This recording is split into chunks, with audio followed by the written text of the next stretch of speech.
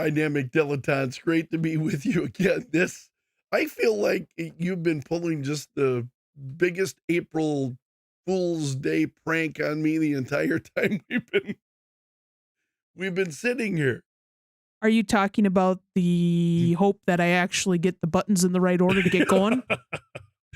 I don't know how you do it all because you've got honestly, it takes a lot of work to get everything going. So it's great to be with you again. We appreciate it, and we have survived April Fool's Day. Um, and we thought there have been some really tremendous pranks that have been pulled over the years on April Fool's Day. Some of them we wanted to tell you about. Some of them were personal. I'm always curious to know what the best pranks that have been pulled on other people, or maybe pranks that you pulled on other people. So don't be afraid to share those with us in the comments. We love hearing from you there. But April Fool's Day is kind of our theme this week. We're a little late, but better late than never.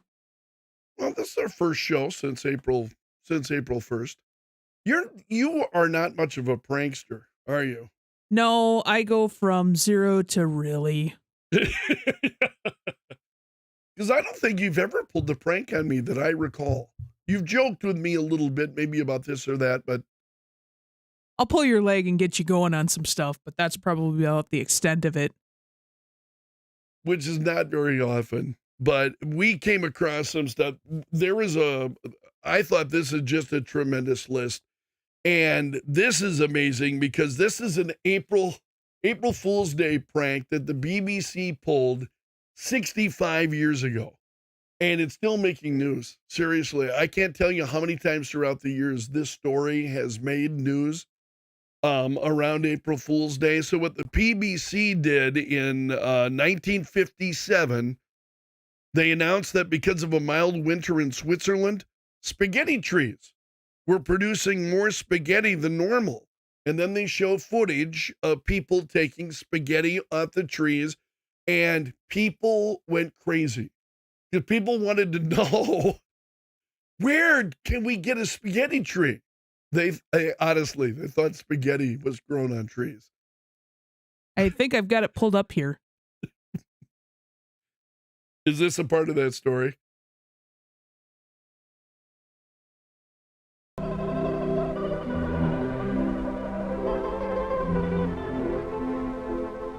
It isn't only in Britain that spring this year has taken everyone by surprise. Here, in the Ticino, on the borders of Switzerland and Italy, the slopes overlooking Lake Lugano have already burst into flower, at least a fortnight earlier than usual. Typical BBC, right? Typical. But what, you may ask, has the early and welcome arrival of bees and blossom to do with food? Well, it's simply that the past winter, one of the mildest in living memory, has had its effect in other ways as well. Most important of all, it's resulted in an exceptionally heavy spaghetti crop. The last 2 weeks of March are an anxious time for the spaghetti farm. Hanging out of the There's trees. always the chance of a late frost, which, while not And entirely people ruining thought the this crop, was generally absolutely real. impairs the flavor. They and makes it wanted to difficult for know him where to they could obtain get the top spaghetti prices in trees. world markets. But now these dangers are over, and the spaghetti harvest goes forward. Oh, here they are. They're out there harvesting the spaghetti out of the trees. Spaghetti cultivation here in Switzerland is not, of course, carried out on anything like the tremendous scale of the Italian industry. Many of you, I'm sure, will have seen pictures of the vast spaghetti plantations in the Po Valley. For the Swiss, however, it tends to be more of a family affair. Another reason why this may be a bumper... You have got to appreciate, and this is one of the things that I love watching that clip, is first of all, the British humor, dry, and the guy who's delivering this just doesn't miss a beat. He's just absolutely just as serious as a heart attack, as if they were talking about legitimate news. Yeah. That's pretty incredible. So anyway, people then were, and again, this is, they've revisited this over the years because of the popularity, first of all, the prank. The fact that we are still talking about it 65 years later, I think is a great testament to that April Fool's Day prank. But people wanted to know, where could they get a spaghetti tree. So the BBC told them, now remember, they've already fooled them once. So the BBC told them, place a sprig of spaghetti in a tin of tomato sauce and hope for the best. And then you wonder how many people did that. Pretty funny stuff. So that's one of the, there have been a few pranks. That one has got to be the most notable that's ever been pulled. What's the George Bush, fool me once, shame on you, fool me twice, shame on me, fool me thrice, can't get fooled again? Right. So there was also a joke. Sports Illustrated did a pretty good joke. This was in 1985. When Sports Illustrated, they claimed that a rookie pitcher named Sid Finch was planning to play for the New York Mets. And they said that he could throw 168 miles per hour and that he trained at a monastery in Tibet. Now, the whole thing's made up. Sports Illustrated made the whole thing up for April Fool's Day. So Mets fans were so excited that the magazine Sports Illustrated got flooded with requests for more information on this guy who didn't exist. And the whole thing was a put on, and Mets fans were understandably disappointed. 168 miles per hour. Whole thing was fake. I love that kind of stuff where it's no harm done. No, people maybe are a little bit embarrassed, but that's some funny stuff. And I think clever. So what's got to be the number one prank that's been pulled on you through the years? I think probably the best one that I remember. It wasn't an April Fool's Day prank, but the guys that I hung around with in college, there was a lot of pranking that was going on. And sometimes I was the perpetrator and sometimes I was the victim. And I went out to, I forget, I was going somewhere, got out to my vehicle, and I went out to where I had left my car, and my car was gone. Car is gone. And so I'm freaking out. I'm absolutely freaking out. The car is gone. And it's one of those things. Little do I know there are guys that are watching me from the window to see what I'm doing. So I go out and I see my car's gone. I stand there for a little bit, turn around, start to walk back, and then I'm like, this cannot be real. I turn around and run back out to the street. No, yeah, the car is definitely not there. It's gone. Little did I know what the guys had done. Mm-hmm. Is they had got my keys. They had moved my car. I had not walked. I walked past it. It was there. It was in the parking lot. It just was not where I had parked it. And so I go back in and I'm just, I am ready to call the police. And that's when they spring it on me. No, don't call the cops. We moved your car. Here's the keys. And I'm like, oof. My roommate and I got into it. I was unfairly angry at him. He had no part of it. He wasn't really a prankster. He was a really good-natured prankster. My roommate was. So if he did something, it wasn't anything like that would get you all wound up, get you upset. Some of the other guys in the dorm where I live, believe me, they, including myself, because I did things that in retrospect, I'm not proud of, I wouldn't do again. But I got to tell you, that time they moved my car, and I thought it was stolen. And I'm just, oh. What about you? Have you ever had I don't think I've ever pranked you, have I? No, you haven't. I think you know better. No, you're right. I'll pay for it. I think probably the worst one I've ever had part in is that I may or may not have participated in at an unnamed big box hardware store I may or may not have used to work at. We took somebody's keys, and it was their last day that they worked there. Put them in their car, and then we saran wrapped their car shut. But we may or may not have gotten a forklift involved as well to really make sure the thing was saran wrapped shut. So what did you lift this thing on a forklift and what wrapped it all the way around? Wrapped it around and then this way.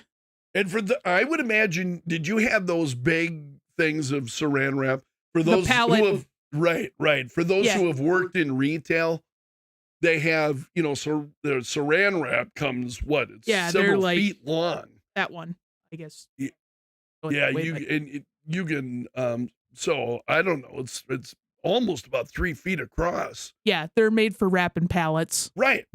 Which and I did a lot of that at one of the retail places where I worked too. Never wrapped anybody's car, however.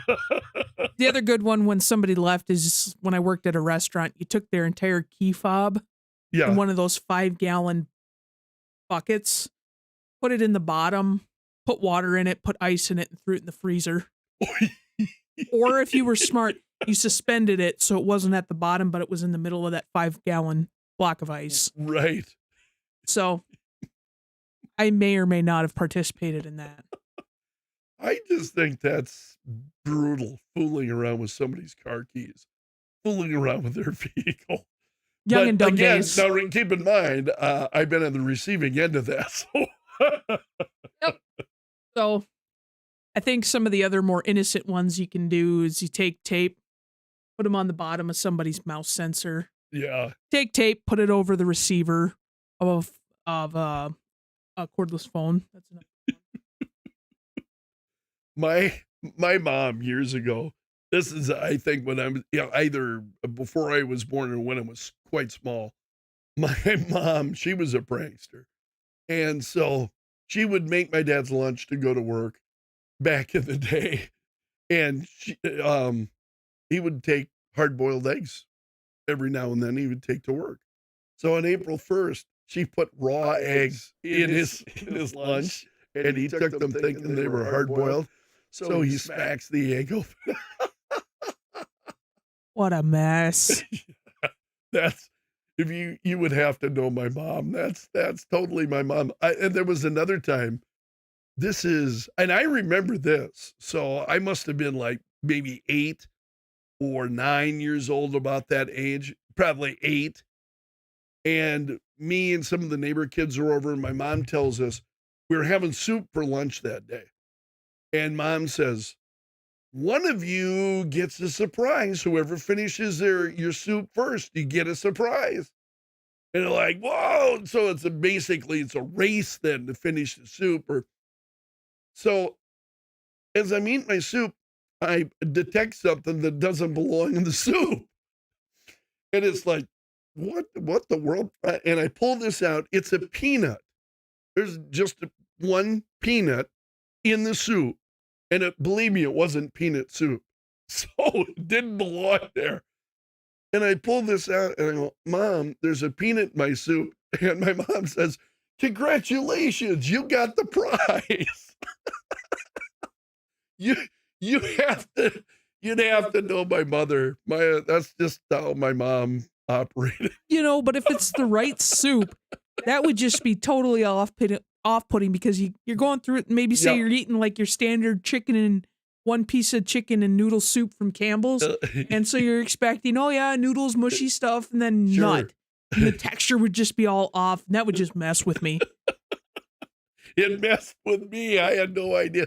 And then how does it get in there? Oh, of course, my mom put it in there. But I have such wonderful memories of my mom passed away a number of years ago, but I have really wonderful memories like that of her. But she was a joker. I don't remember my dad so much being a joker, a practical joker. He enjoys laughing. He and I still laugh together, but he wasn't one to be pulling pranks. Steve said food pranks are the one thing that'll never do. Food is too sacred. I would agree with them. Yeah. Especially if you've ever seen me eat. Don't touch my. Right. Well, Katie told me we had one of the rules when you and I moved in together. She said, "Don't eat my ice cream. You can eat anything else, but don't ever eat my ice cream." And I don't know, I was worried for my safety if I were to actually. I don't drink, I don't do anything else, but dang it, when I have a bad day, I want to come Yep. home and I want that pint of ice cream. I've not touched your ice cream. So when do pranks, I mean, you've got the innocent, ribbing pranks. Yeah. But when do pranks go too far for you? That's a great gun. Like feeling that my car had been stolen. I think when you're really kind of invading somebody else's space, then that's probably, for me, that's too far. See, for me, I think pranks are great if you really, really know the person, you know just how far you can take that, and you don't come right up to that line, take about 2 steps back, and that's where you go. You want to push him just as far as you can. You don't want to go over that line, though, because that can be irreparable damage. No, I didn't. I haven't had any friendships destroyed because of pranks. But my roommate, as I was saying, when my car got moved, my roommate, he wasn't part of that. He told him, "You go ahead. I am no part of this. I won't do anything." And that wasn't good enough for me. I was still mad at him. There are some other pranks that, famous pranks. This is 22 years ago. And some of these pranks, as we talk about pranks that go too far, some of these definitely have. This is in a Romanian newspaper, okay? They announced that dozens of prisoners would be released from prison. And so their families showed up to take them home, only to find out the whole thing was a joke. So and it was the newspaper that did it. The newspaper had published this, and folks showed up and, "No, we're not releasing it." And so the newspaper later published an apology. That is nothing like what Saddam Hussein did during the time that he was in power. Now, he's not somebody that I would have thought was much of a joker. No. But when you hear what he was doing, it'll make sense because they were vicious. Saddam Hussein and his son pulled some really mean-spirited pranks. First, the country's government-run newspaper published a fake report that President Clinton was lifting the sanctions in Iraq. Jesus. And it was not true, of course. It was untrue. It had been, and if it had been true, it would have been huge for the country's economy, as you can imagine, those sanctions. But no, it wasn't true. A lot of laughs that were had at the Saddam Hussein palace over that one. And then Saddam's son, Uday, had announced that the monthly food rations would include bananas, Pepsi, chocolate. People were absolutely thrilled. And then he said, "Nah, he was just joking." Now that's pushing it too far. Yeah, well, absolutely. As I think we saw from the Hussein family over and over again. Yes. Pushing things too far. 12 years ago, in an April Fool's prank, Ben & Jerry's announced the world's first virtual ice cream. And they claimed that you could test the flavor of the ice cream by licking your computer screen. See, again, I would have loved to have caught the guy licking his. Don't mess with ice cream. Just leave it alone. And then 9 years ago, I don't know if you remember this, Sharon Osbourne announced that she was pregnant. She said that she went to an in vitro clinic, got a donor egg, mixed it with Aussie sperm, and had it implanted in her womb. And there were people who bought it, thought it was true. Well, wasn't there one flying around? You see it every once in a while about celebrity deaths flying around social media all the time too, where somebody will just start something and then it gets some traction for whatever reason, and then it's, oh, so and so has passed away because of whatever reason. And you're like, no. And that winds up getting reported sometimes on the news, especially now when you've got networks that are fighting to be the first to get that information out there. And that's embarrassing, to say the least. It could be quite upsetting then to the family of the person they're reporting has died. I think there's certain lines with pranks that you just don't cross. I mean, like any of those third world ones that you're talking about. Right. You don't screw with people's family. You don't screw with people's food, their income, and you don't tell somebody, hey, your loved one passed away, and that's just malicious. Yeah, that exactly. Malicious is a great word. It's not funny. It's malicious. And I think there's a cruelty about those jokes. That's why I love the spaghetti tree joke. Yes. Nobody, you know what? Nobody gets hurt. It's funny as hell. You got people who want to learn where they can buy spaghetti trees so they can plant their own. Jesus. Absolutely incredible. So those are the big pranks that occurred historically. They just don't want to leave you doing this. That's what I did when my car was stolen. I thought.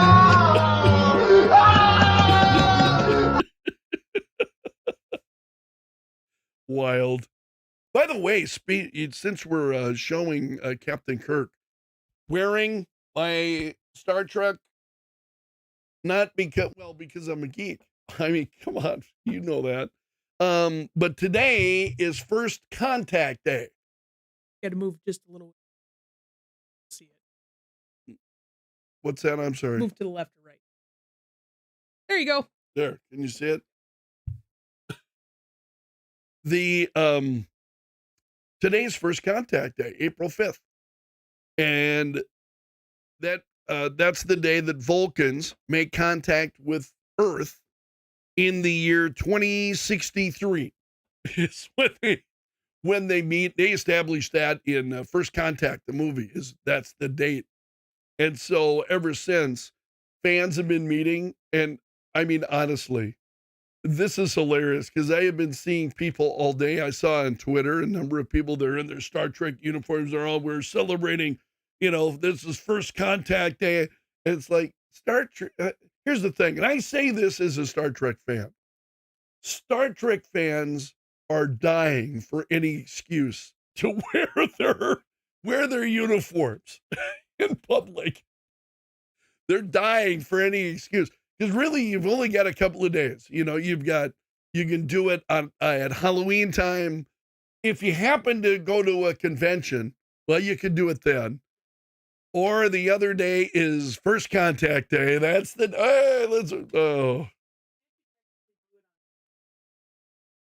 I suppose you could.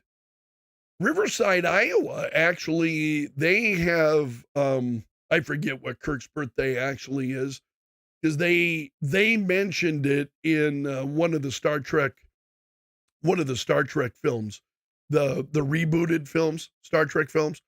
They mentioned it, that he was born in Riverside, Iowa. And Riverside, Iowa they claim to be the birthplace of Kirk. And then in that Star Trek movie, it takes place, part of it, in Riverside, Iowa. It's March 22nd, 2233. So, and Steve says he doesn't need an excuse to wear Star Wars gear. Star Trek nerds are just weird. No argument here. No argument here. So, happy First Contact Day. And by no fault, we managed to watch that movie this weekend, and I didn't even just realize coincidence that we watched First Contact. That's a great movie. It was good. Yeah. So let's move on to the rundown. These are odds and ends that we just compile very briefly. I'm excited about Jurassic World Dominion. They are generating a lot of excitement online.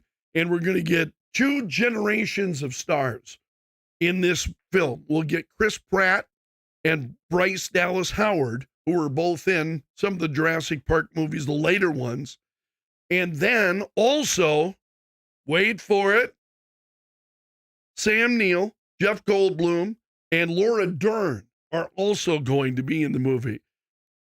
It's weighing in right now, or I should say, they timed it at 146 minutes, 57 seconds.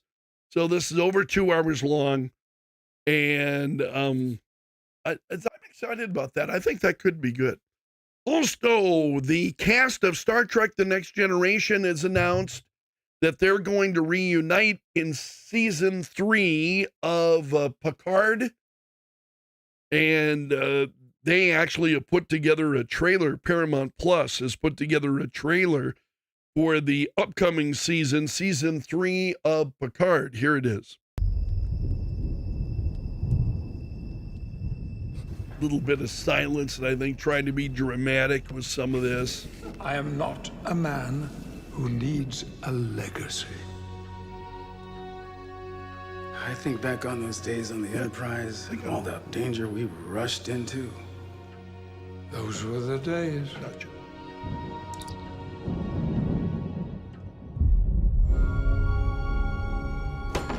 Evolution is not an act of... So you start hearing the stars of Star Trek The Next Generation. You're seeing his original uniform, which is a bit of a rush. It's addition. It is clear. One of the better looking uniforms. Yes. Luke, when the galaxy comes calling, you love it. Gates McFadden. For a good old-fashioned road trip. I promise you will not be alone. Ready? As ever. Great. And then the Star Trek The Next Generation theme, the names of all the stars. And LeVar Burton had recently said something on Twitter about this. Like, I can finally talk about this. So they will be, seriously, this show, I think you and I have talked about it. I started watching the second season of Picard, this Q. They brought in John Delancey as Q again. And honestly, it just stinks. I mean, I haven't enjoyed it at all to the point where I just said, I'm done. I'm not going to, I just haven't watched it. The last few episodes. So I think maybe they're getting the message that, wow, we need to breathe some life into this thing. And the thing is, stars are great, but they can only read the words that are written on the page, you know? So yeah, they'll come in and be terrific as the cast, but I don't think we've got any guarantee the scripts are going to be any better. And the sad part is there's so much they can do with Q and Jonathan Frakes and stuff coming back. I mean, those were some of the best. I mean, I know maybe Lower Decks isn't canon technically, but I thought they did great things there with Q and Jonathan Frakes coming back just for guest appearances. And then Picard, it's got a whole nother level. Yep. A little bit I know about it. I've only seen parts of it. I haven't seen the whole thing, but Patrick Stewart, and I hate saying this, but Patrick Stewart looks really old. I mean, and you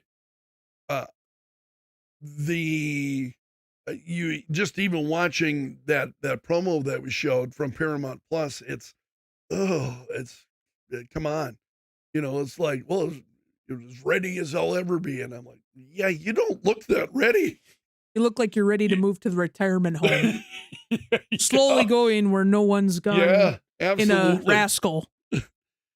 So without getting too sidetracked here, that's big news. Also in the rundown, Leonard Nimoy's family has donated a pair of his Vulcan ears to the Smithsonian, which is pretty cool. And one of the things that's, I think, additionally cool about this is that the original USS Enterprise model that had been built by Paramount, that's also at the Smithsonian in the Air and Space Museum is where that hangs. So this will be the latest Star Trek article that is going into the Smithsonian, which really says something about the longevity and the cultural impact of that show. Just been huge. think it's going into the Air and Space Museum, if I remember correctly. Which is exactly where that Enterprise is at. Also, Warner Brothers is working on a prequel to It. I thought that was incredibly well done. It's currently called Welcome to Derry, and it's going to explore the origins of Pennywise, the clown that's creeped out such a large number of people. Clowns are creepy anyway, but coming to a drain in a red balloon near you. And then finally, Toho. I'm a big Godzilla fan. Toho released photos of their newly redesigned Godzilla, and Toho is the original Japanese company that created the original Gojira, and which is a great film, actually. And there you go. Look at the new Godzilla they unveiled recently. And those are the stories in the rundown this week.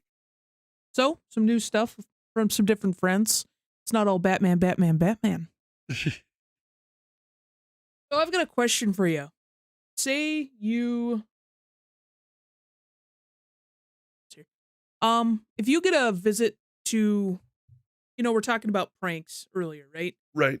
You get an invite, say we're going someplace for, I don't know, a dinner party. Would you expect with that RSVP to get a Venmo request to actually fork over some cash for that dinner party? That is just bizarre to me. Wouldn't you, if you, rather than a Venmo request, if I can't provide for my guests that I'm inviting to the party, if I can't provide enough, I would say, hey, let's do a potluck. And Absolutely. Everybody brings something. The Ladies' Aid figured that out years ago. Right.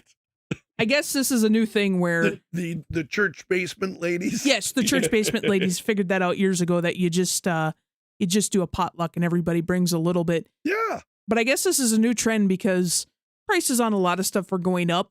So in order to provide, have some guests over and be able to provide a, quality meal, they're sending people, hey, come on over, we'll have a dinner party. Oh, by the way, here, can you chip in $25 on Venmo?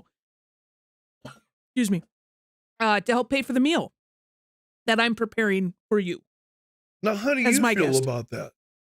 I think it's rude to ask that, because the fact of the matter is, if I can't provide that meal, I shouldn't be inviting you over for a dinner party anyway. Right. And I mean, it kind of goes without saying that as far as hospitality and, just being a good host, if I say, hey, we're going to have Christmas or something over at our place, generally the next question is, oh, hey, do you want me to bring anything? And if I say no, then I would think the onus is on me to provide that meal, provide beverages, provide hors d'oeuvres, whatever. But not I'm say... just telling my kids right now, be mindful, because I'm sending Venmo requests. In the future, I'm going to be, you're going to have to pay for your meal. It defeats the whole purpose. I just don't get it. It does. Yeah, this is apparently a new thing where you send a request. But is this not indicative of the times that we're living in? Sadly. It is. And like I said, if it's that I can't afford to have, 10, 15 people over, there's two things I need to do. I either one, need to throw a potluck and everybody brings something, or two, we're doing a white trash theme party where it's cheaper than cheap anyway.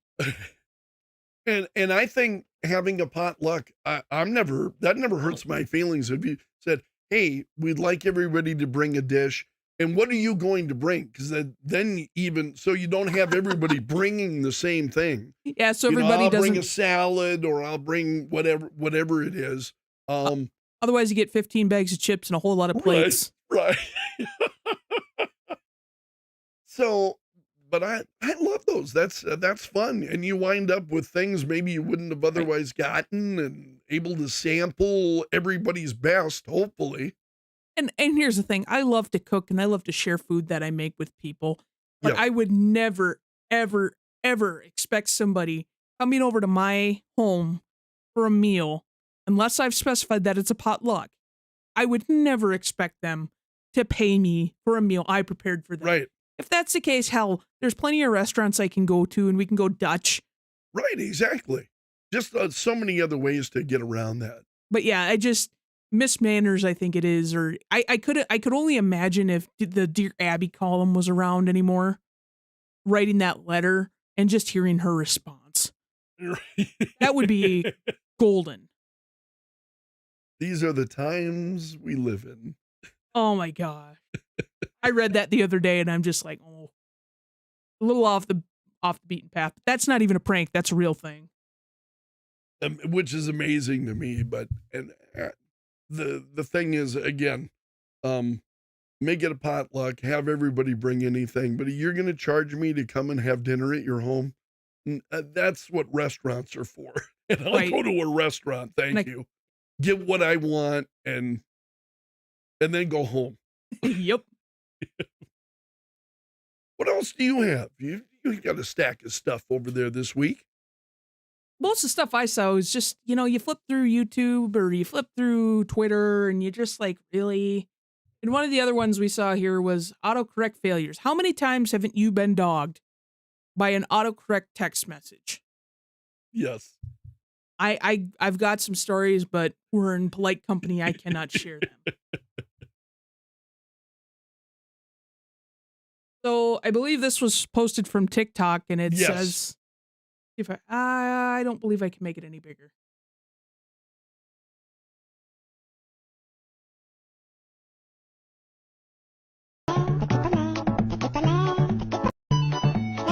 Doesn't really play anything, but it says, "Hey Jasmine, I'm just following up with you on paperwork from your appointment on Monday. Are you still interested in the position, you piece of crap?" I would imagine that has to be a typo. Because if I remember right, didn't this person possibly end up in a little bit of hot water with their HR department? Or had some explaining to do? No. The company is claiming that this was just a typo, but now look at that. You piece of crap. Because I could see, okay, one word maybe is a typo. You piece of crap. What's the chance that you accidentally typed all that or somehow pasted that in?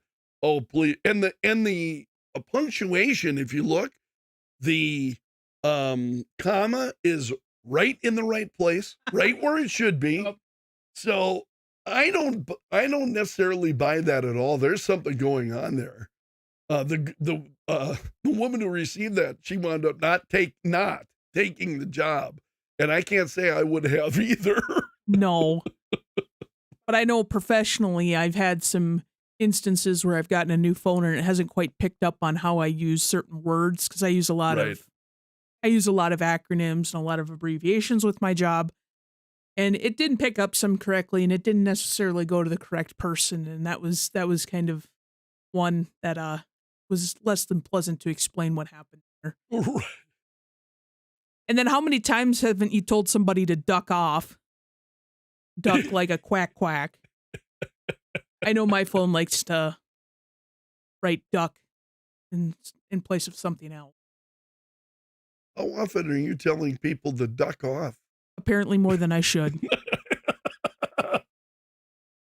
And then there's, I hope those aren't work-related emails. No, never work-related. And then I know you've seen some of the horrendous autocorrect text messages that you get from me. You're like, I don't know how you figure them out. Right. You really get to, in our case, I know you so well that I look at it and I go, okay, I know she's not saying this. So what is she saying? Oh, I get it. And then you'll go, you message me back. What I meant to say is this is, and I'm like, oh no, I got it. I believe it or not, I actually read through your gibberish here and understood what you meant. It's a good thing when I moved in, I gave you the secret decoder pass ring. You're right. It's been a lifesaver. And then there's the, there's always the great things that Google comes up with for speech to text. Yes. Those are some of the... Well, and that's what usually burns you, isn't it? That speech to text. Yep. See, and I don't use that. I'm still doing it the old-fashioned way. I'm with, You finally got off T9 though, didn't you? I don't. Where you had to go A, hit it 3 times for A. Yes. No, 1 time for A. Yes. 3 times for C. Yes, I'm not that far behind the times. Oh. So, Greg, I think it's time. Excuse me. I found this week and I just couldn't help myself. Sure, no problem.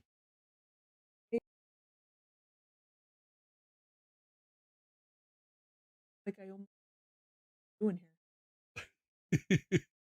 You're way ahead of me.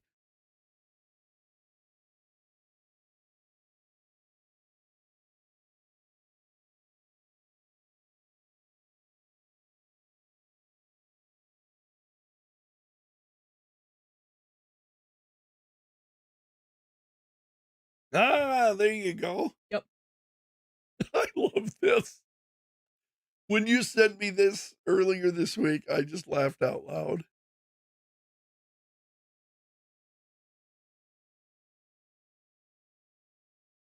Too many buttons on this side here.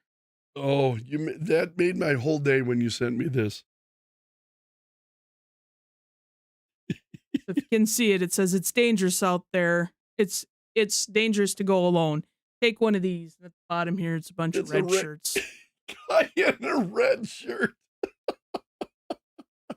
It's about as every bad. Star Trek fan, and even beyond. You don't have to be a Star Trek fan to know what the fate of the red shirt. It's not good. Didn't you send me the other day? You sent me a meme that you had seen that showed how many red shirts, excuse me. Forgive the Freudian slip. How many red shirts there were on the show? It was like, oh, wow.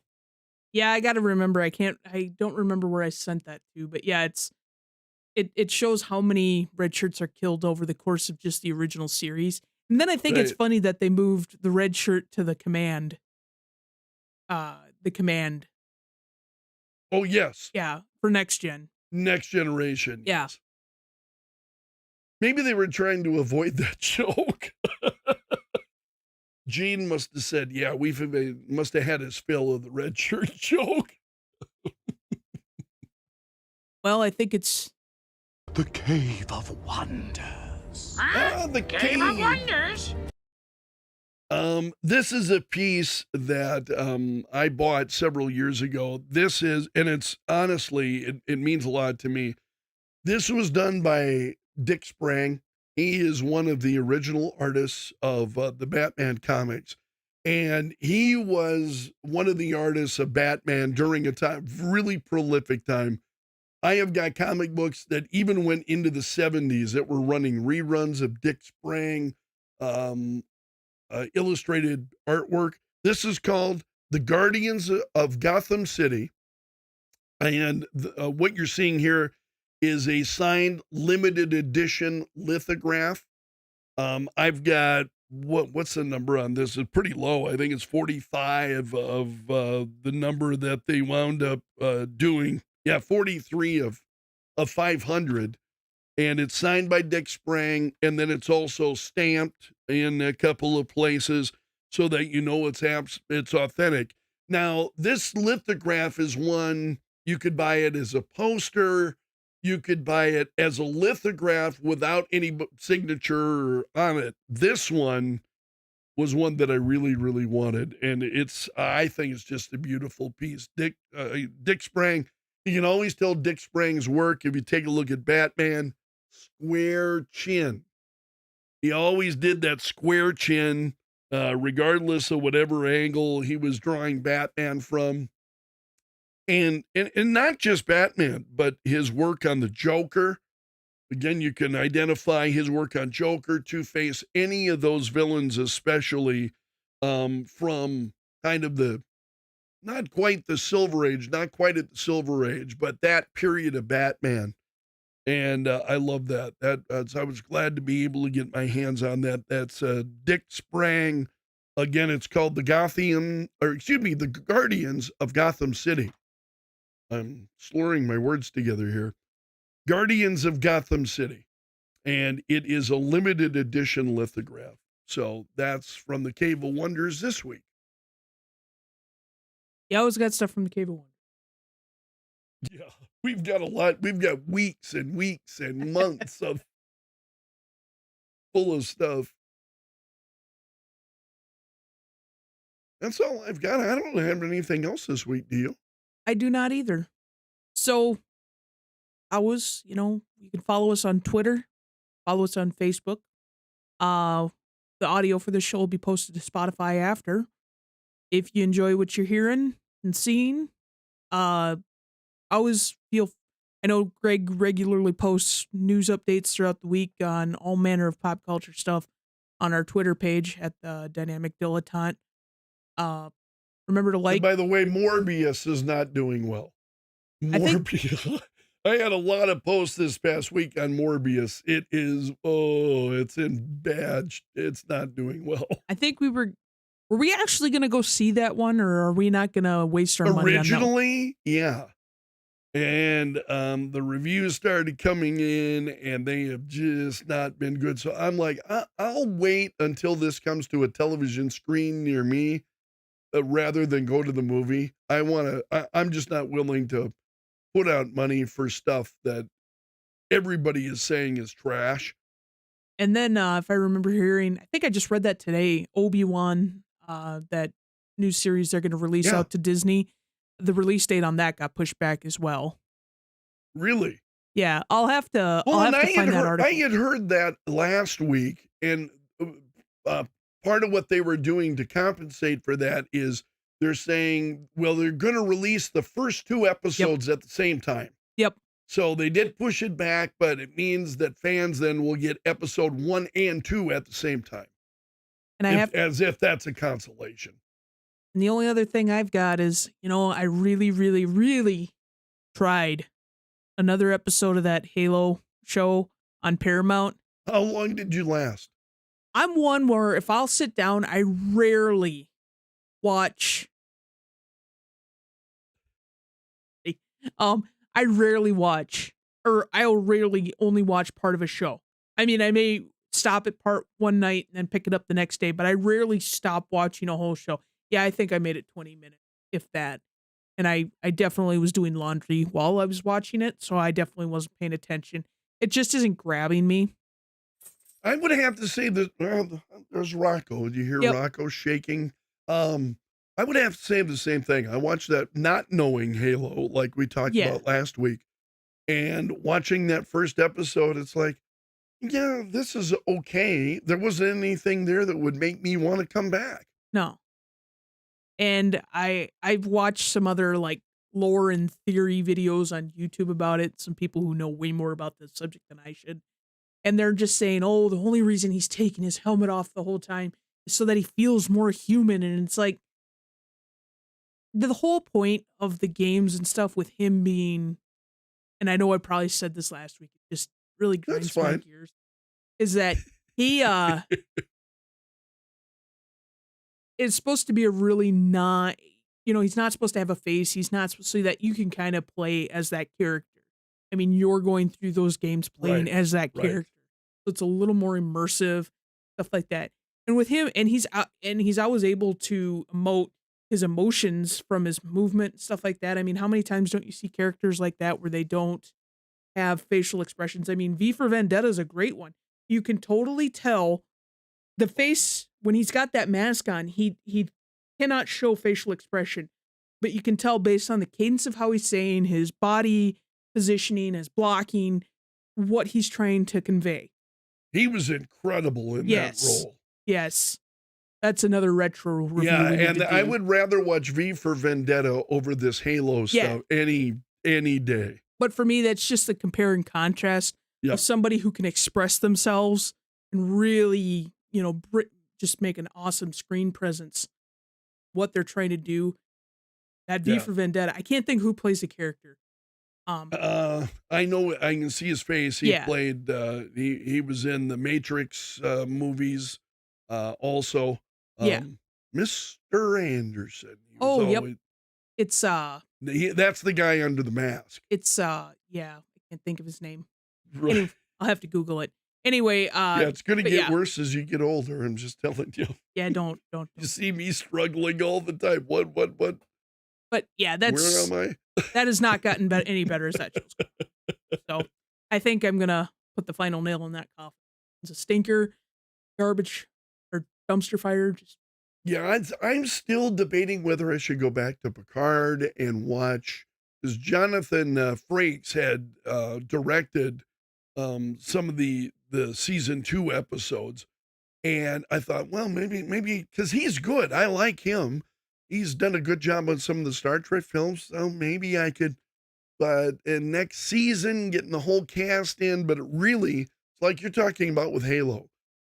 It really boils down to script. And a good actor cannot bring a terrible script to life. It just is not going to work. We see it over and over again. You only put so much perfume on a dead cat. Right. And speaking of that, well, thank you, my friend, so much for letting us join you this evening. And please do follow us on, whether it's on Twitter. Also, you'll be able to watch our previous episodes on YouTube. Those are available there. And please follow us, like, and subscribe. We really appreciate it. And it does make a difference for us. So if you'll do that, it's much appreciated. Otherwise, we'll see you next week. Same bat time, same bat channel.